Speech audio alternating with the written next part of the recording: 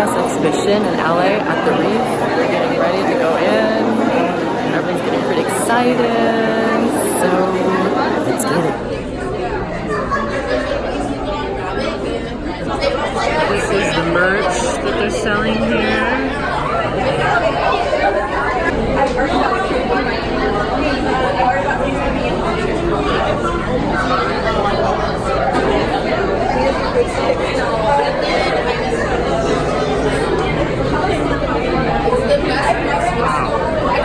There's all the sections. Huh. There's the Jungkook section.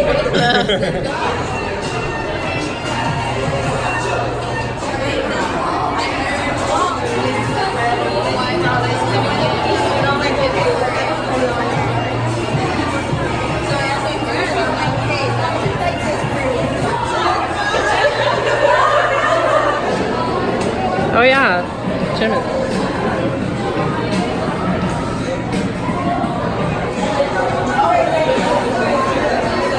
Okay.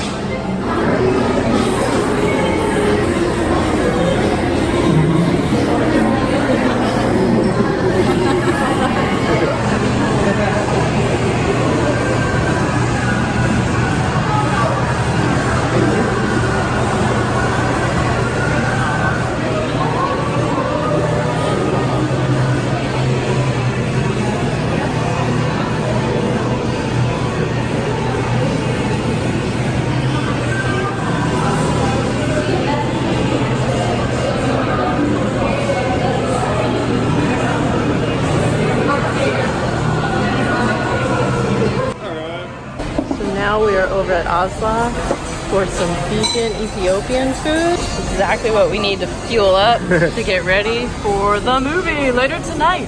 So I'm home now and I'm gonna check out the shirt I got from the exhibit. I also got one more thing. I was a little bit sad that they didn't have a poster for the whole band. But I was like, what one member? I actually don't have a strong bias, believe it or not. I went with the Golden Matinee, Jungkook. They didn't have any small, so I had to go with medium, unfortunately, but it's actually pretty cute.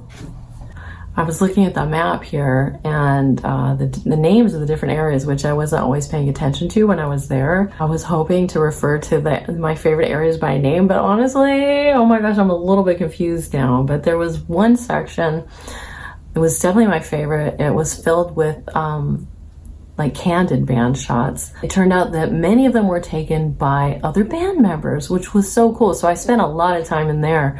And then not only did it, you know, it would say like the name of who was in the picture, the name of who took the picture, and then it said what camera it was on, which is exactly how, you know, like a card would be if you were at, you know, a fine art exhibition. So it felt very like validating to see their photography displayed the same as any other artist, and I was like just so proud for them. And it was so cool to compare like the portrait style that employed by Jungkook versus V versus even Suga had some great ones, J-Hope had some great ones. Honestly, I didn't see as many by RM, and often it seemed like he didn't frame things quite as artistically as some of the others, but man, it was just like, it's just really cool to see these like more candid shots, and a lot of them were just like really beautiful, gorgeous light, and just I was sad that I couldn't film in there. For that alone, I would recommend, if you have a chance to go see this, you really should, because even if the whole show was just that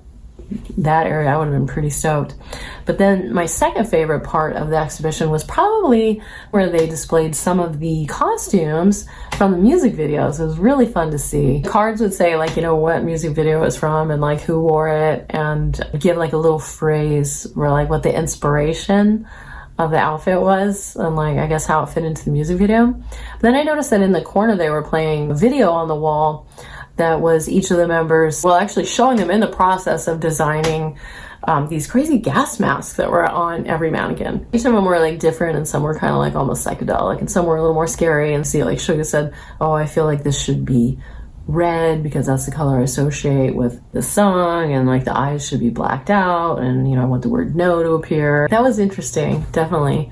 Yeah, my overall feeling of being at the exhibit was that it was like walking into a three-dimensional representation of my Twitter timeline. I mean, honestly, it was just crazy to see like so many photos and videos. I was like, ba ba ba ba ba ba ba ba ba, and like all the army there, like in person. Yeah, it was a real trip. It's definitely a real trip.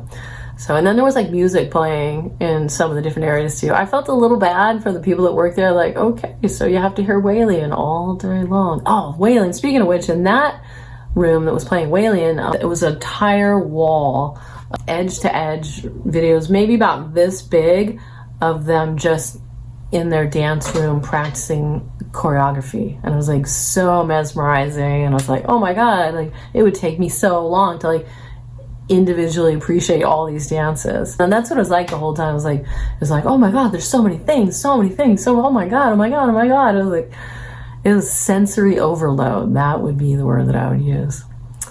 But anyways, I had a great time, and now I'm super primed to go out to the movie. So maybe I'll check back in with you guys later.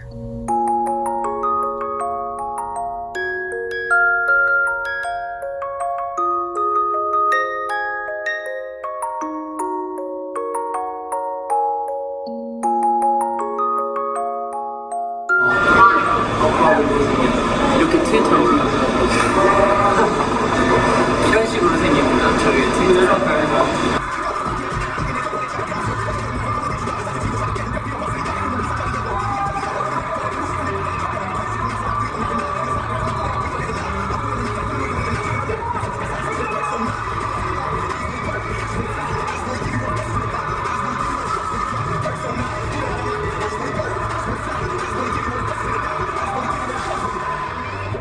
So I'm back from the movie, and oh my God, what a big day. I don't know if I'm even able to really get my thoughts together, but I'll give it a try. So first of all, I didn't like film a ton of the movie because I didn't feel right about it. But that being said, I couldn't resist filming some of the extras. So anyways, so what can I say about the movie? First, it just seemed like a really mature film offering. Especially when you compare it to the Burn the Stage movie, which was also a good movie and gave you like great insight into the band, but like not only does the filmmaking in this one seem more advanced, I mean, so do the performances, and the boys themselves, they're really growing up so fast. It's crazy. They seem so mature now. What's even crazier though was like, even though these performances were much more professional and mature than the Wings tour, the 2019 Love Yourself, Speak Yourself tour is even more mature than what's portrayed in this film. It's crazy. So, I had already read RM's Weverse post before going to see the film. So I had that in my mind as I was watching, like, okay, so what was it about this film that got RM so like bummed on himself and, thinking that, he could do better and everything. And I don't know, man, I think RM is way too hard on himself. The guy, I totally relate to him.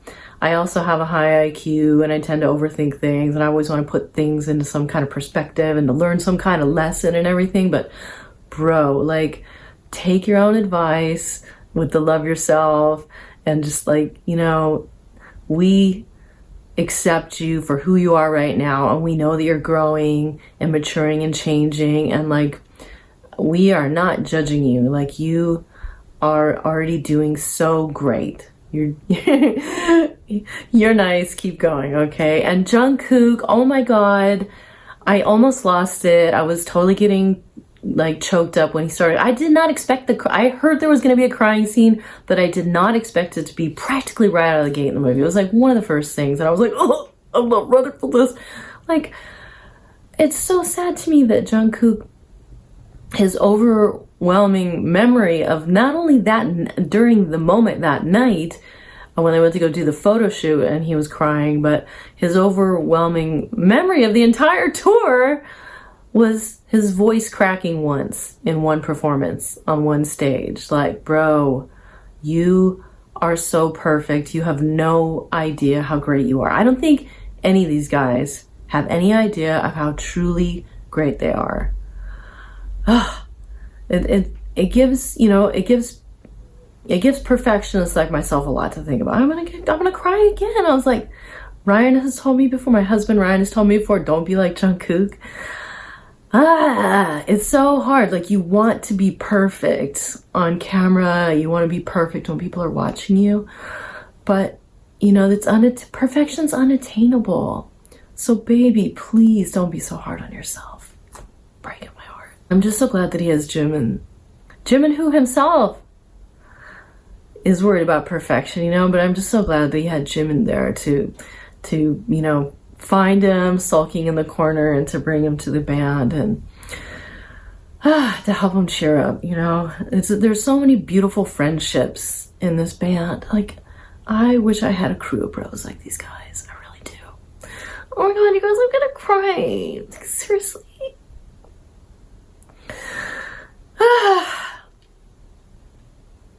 They're just so wonderful. Anyway, now there's gonna be a Weverse like serial special based on Bring the Soul, which is mind-blowing, and I'm so excited. I'm so freaking excited for that to happen. The one thing that I was a little bit bummed on was you know, some of my favorite songs were not included in the features, and it seemed like they were really focusing on the super high energy songs. What I really would have loved to have seen was some of the you know, V's solo stage, because it's so incredible, and that's one of my all-time favorite songs in the entire world, Singularity. And Seesaw, the one song that made me cry, like openly cry tears when I saw them play. Like, they referred to it, but they didn't show any of it. And same with Just Dance. Who knows, maybe we're gonna get them in this upcoming series. Like, wow, I can't wait. So I hope you enjoyed my random vlog here, sharing some of my experiences today. And I hope that you'll go back. I've done 2 reaction videos. One for the BTS World Game, which I am still playing. And that one got a really great response, thank you. And then I did another reaction video that was a complete dud, where I just reacted to my very first time watching the Lights movie. And then I also put up, like, gosh, I want to say it's an 1.5 hour long vlog of watching BTS at Rose Bowl Day 1. I think I may continue doing BTS content on this channel. Let me know if you are interested in that. Like, I can't figure out exactly how I want to do it.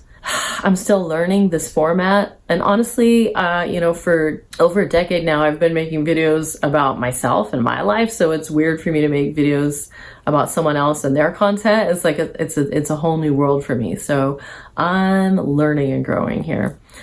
But yeah, anyways, stay subscribed if you want to watch me muddle through this, and you know, maybe we can grow together.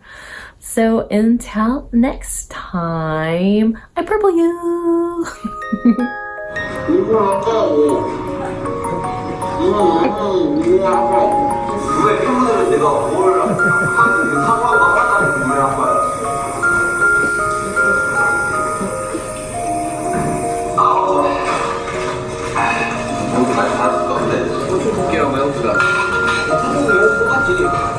you have an exciting BTS update?